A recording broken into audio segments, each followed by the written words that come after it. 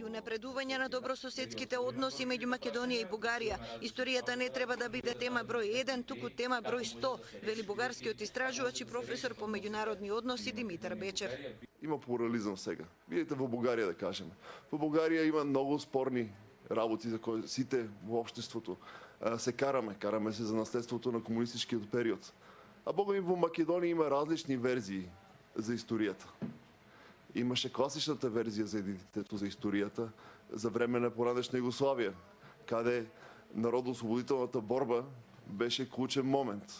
А сега со актуалната влада гледаме некоја друга верзија, враќање кај етичното минато, реабилитација на некои фигури кои, ако се замислат во Бугарија, какви се ефектите на таа реабилитација на Тодор Александров, на Мара Бунева, на Иван Михајлов, би стигнали до заклучок дека има ребулгаризација во Македонија, нема антибугарска кампанија.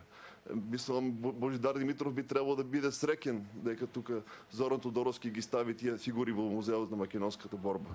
Професорот Фрчковски смета дека историјата не може да се одвои од политиката. Ако ние не се занимаваме со неа, таа се занимава со нас. Побара да не се потценува улогата на Бугарија од секаков аспект. Бавејќи се со заканат од Бугарија, ние всушност си пукавме двете колена. И откако од тоа ќе скочиме, ќе видиме. Бидејќи, што мислам со таа идентитетска закана, гледајте, кога го менувате фокусот кон античкиот идентитет, вие немате зошто да ги браните одеднаш сега Кирил и Методи, одеднаш тие паѓаат во вашите приоритети и столбови на национален идентитет. И сега тие можете слободно да им ги дадете, кому сакате, да ги ставите на берза. Тие се помалку значени за вас. Тоа е измамата, замката со антиквизацијата. И ние се наоѓаме сега пред голем проблем. Одеднаш тие се важни во диалогот со Бугарија, внатре во диалогот тие стануваат помалку важни. Погледајте ги значените скулптури во Скопје. Имате хиерархија на скулптурите. Не се сите исти. Првите се антиквизаторски, вторите се, па третите се преродбенички. И таа порака на таа архитектура е политичка порака. Не е тоа само архитектонско-уметничка порака. Какъв дивиденд може да бъде извлечен от... Каква полза може да има од национализирањето на Кирил и Методи, кои се познати покровители на цела Европа, а не само на Македонија или на Бугарија? Нивното дело е во рамки на византиските напори за христијанизирање на словените на Балканот и вклучување во една голема наднационална традиција како што е византиската култура. Каква смисла може да има приватизирањето на Гоце Делчев, кој го разбираше светот како поле за културен надпревар меѓу народите? Крајно време е историјата на Македонија и Бугарија да се пишува не за да се завладее минатото, туку за да се креира попозитивна и подобра иднина. За да се случи тоа ни треба нова основа. Не за општ идентитет, туку за зближување на неконкурентни идентитети. Историјата е полна со заеднички искуства, потсетуваат аналитичарите на македонско-бугарските односи. Ние денес не можеме да ја вратиме историјата на Балканот од почеток и не можеме да ги помириме преку ноќ. Ниту правдите и неправдите, да ги преброиме жртвите, джелатите, победниците и поразените.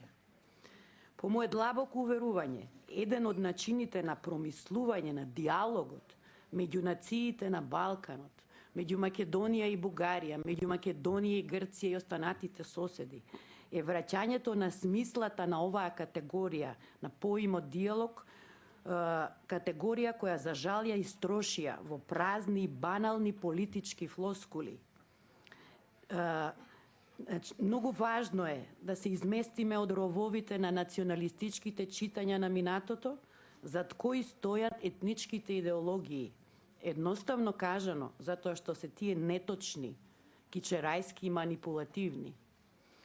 Диалогот е естетика, диалогот е врвен чин на комуникација меѓу пријатели. Политичката волја е клуч за решавање на сите прашања, се согласуваат учесниците на трибината за македонско-бугарските односи, организирана од невладини организации. Не е лесна приказната.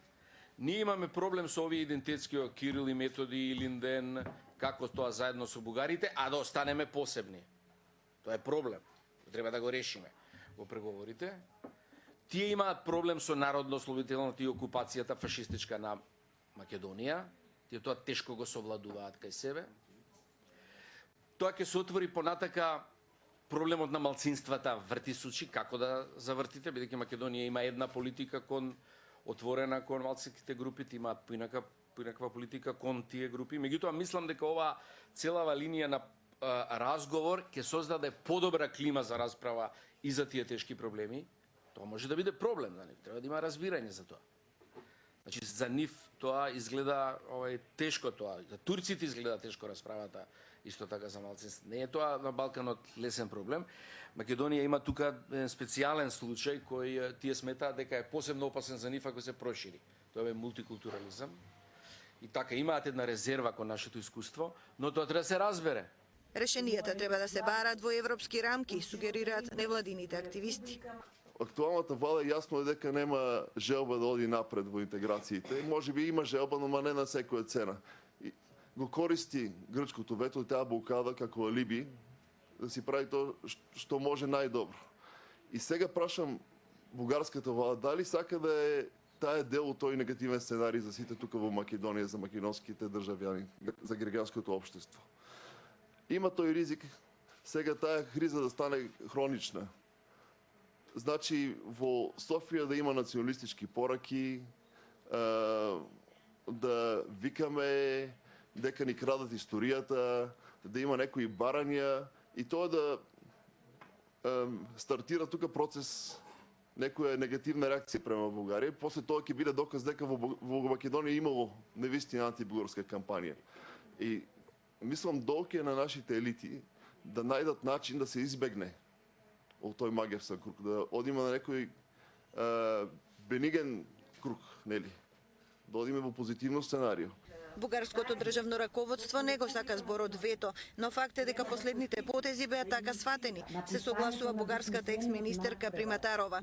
Потсетува на одлуката што Бугарија ја донесе во декември за подобрување на добрососедството. Со неа се бара подпишување договор со Македонија, средби на високо државно ниво и на пониско работно ниво.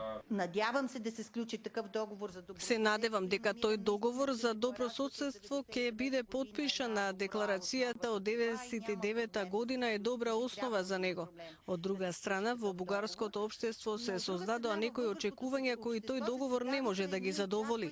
Бугарските националисти очекуваат нешто повеќе од тоа што е утврдено кон Македонија, па ова ќе биде проблем што треба да го реши бугарското раководство. Во едно позитивно сценарио, ако во овие 6 месеци се потпише договорот за добрососедство, ако се договорат предвидените средби и ако на дневен ред се стави прашањето за почнување преговори со Македонија, Бугарија треба да каже да, бидејќи нешто почнало да се менува, но резултатите ќе може да се очекуваат по многу години. Според Приматарова, која продолжува активно да работи на европеизација на бугарското општество и на подобрување на релациите со соседите, Македонија може да стане членка на Унијата најрано во 2021. Такво е нејзиното оптимистичко сценарио. Без намера да идеализираме.